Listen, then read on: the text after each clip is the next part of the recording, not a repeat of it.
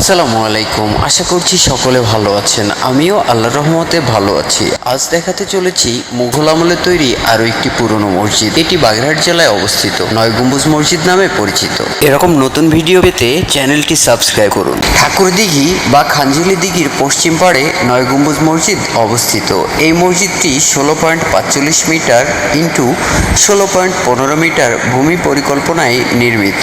মসজিদের দেয়াল 2.59 মিটার পুরু।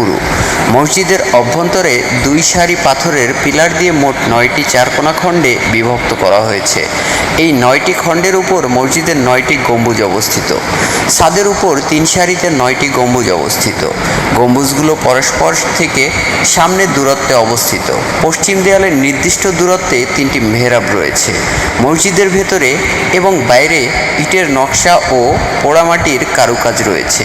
মসজিদে প্রবেশের জন্য সামনের অংশে একটি প্রধান ও সমদূরত্বে দুটি পার্শ্ব দরজা রয়েছে।